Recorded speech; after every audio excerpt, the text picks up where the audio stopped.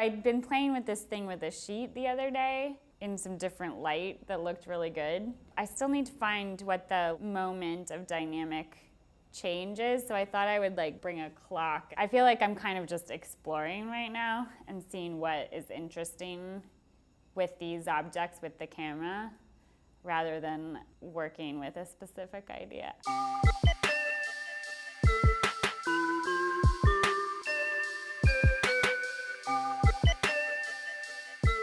I think the videos are an attempt for me to work with, to shape, to sculpt an impulse that comes to me in a moment, and to work with really everyday materials, mundane materials, and create a moment of dynamic change.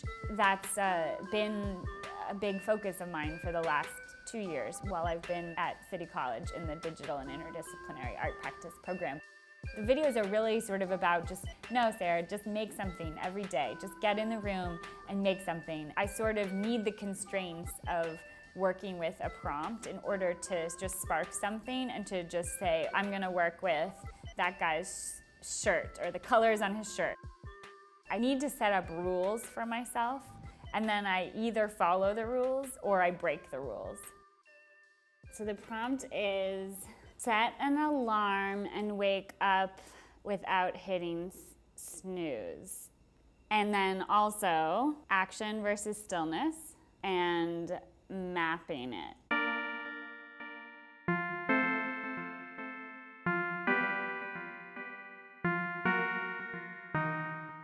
36.5, A Durational Performance with the Sea, is a series of works that I began in August of 2013. I'm in Maine at this artist residency, and I was blown away by the tidal shift. It was 10.5 feet. I had really never lived in an environment where the tide changed so drastically and you could see it so completely. It would be a mud flat at low tide, and then the water would rise and it would be this big, beautiful blue bay of water. And it struck me that this was actually a metaphor for our environment changing. I watched a rock get swallowed whole by the water over the course of 20 minutes or so, and I just imagined a person standing out there in the water and the water rising very, very slowly and then going back down again. I'm a director, so my first impulse was, who can I get to do this for me? How can I create this image? And I realized no one was actually going to do that for me, and if I wanted to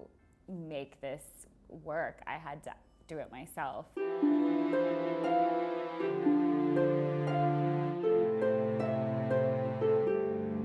3 days later, there I stood in the Maine water for, that one was 12 hours and 48 minutes. I felt more alive than I had in a long time, and I felt like this power of living through something, of actually struggling through something, this idea of actually putting my body to the test in a way that was so challenging, and the endurance was really an important thing for me to go through. I got out of that water and I just knew that it was going to be a series.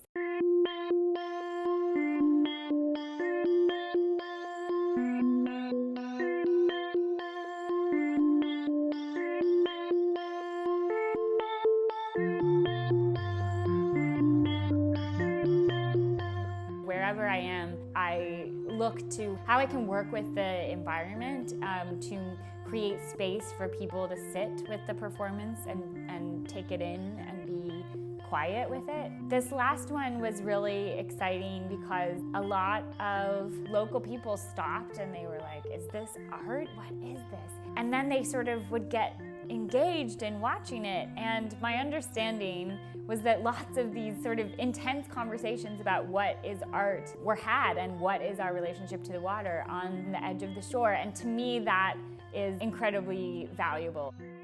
The plan is to do different iterations on all continents and then come home to New York City in 2020 and do it here. The goal is that the project will have grown organically into something that is much bigger than I can anticipate and will have citywide participation.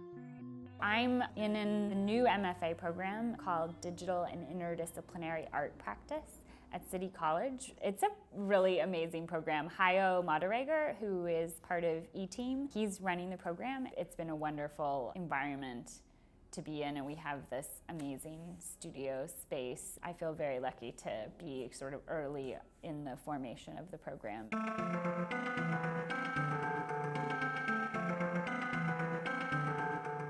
I went back to school because I wanted to find my individual practice. I realized that I've been working in collaboration all of my life, which I love. I love collaboration. I will always be a collaborative artist. But I also wanted to be able to work on my own when my collaborators weren't available and figure out what that could be. I really wanted to be able to contextualize my work in the visual arts realm.